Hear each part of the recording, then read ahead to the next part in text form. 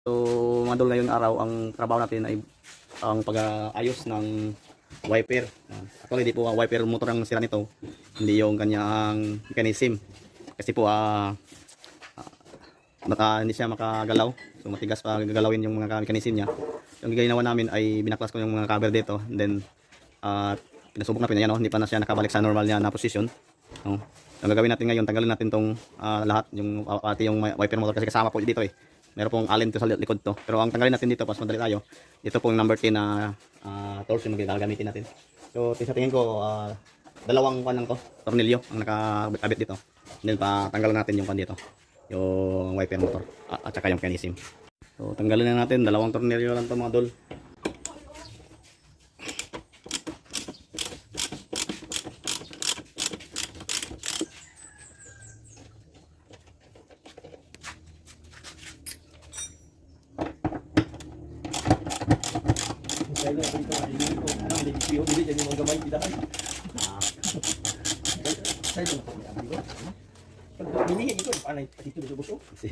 So ngayon mga dol ay tanggalin natin mapunta doon. Itulak natin dito. Ayan o. Itulak natin, tandaan lang. Okay. Oh, yan. So tanggal na mga dol. Tingnan natin bakit ayaw siya kung talaga bang napakatigas ng ganyang mechanism. Tanggalin muna natin yung nilagay na ground. No? Siguro akin na pulin yan parang tali.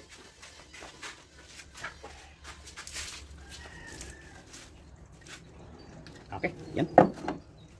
Tapos.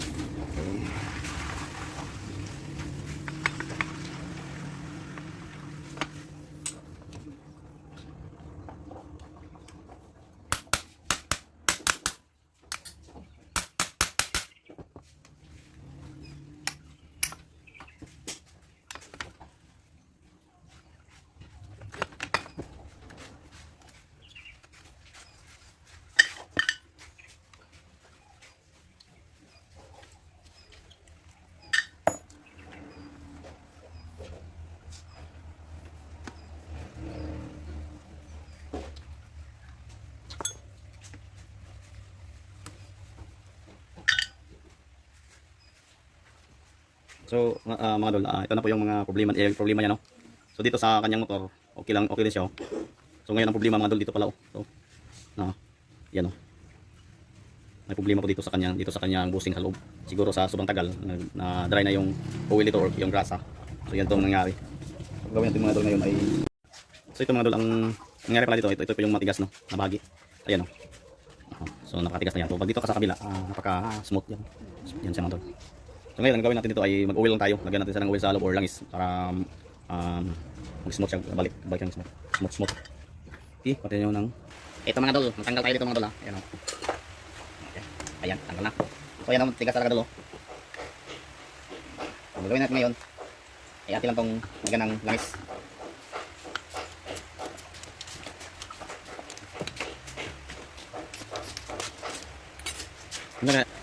So yan doon, napaka-smooth na yung nawala na yung matigas. Yan, o. Umiikot-ikot na. So ngayon dito, lagyan na lang to kasi para maisa lang yung servicing natin. So ngayon, tapos na natin na lagyan ng langis, ibalik na natin yung ating wiper, no, motor or yung mechanism na lahat. So dito lang yung kuhaan natin. So kailangan natin na lagyan ng langis din yung mga bolt kasi pinakalawang na. So yan lang, ito lang po yung posisyon. Unahan natin yung motor pagka-plastar, no. Unahan natin kasi maya na lang yung mga mechanism niya. So lagyan natin yung bolt dito.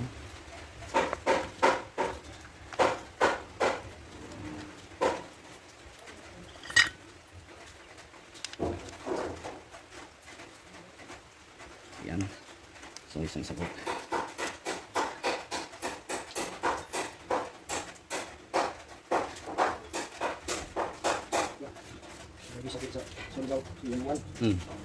Okay naman dol, ibalik natin dito.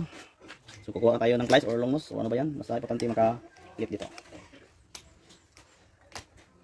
Yan. Tapos dito, yan na, mayroon ng oil para mas smooth siya okay.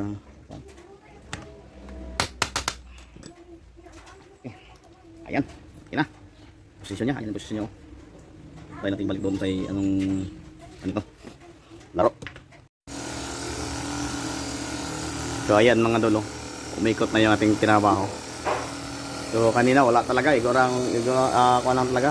Medyo hindi talaga gumalaw. Yan kayo, no? Galaw na. Oh. Okay. Yan, maraming salamat po sa lahat nanonood. Shoutout sa may-ari. Sir, shoutout sir. Okay ba yun? Okay na ba sir? Okay. From Bukid, no?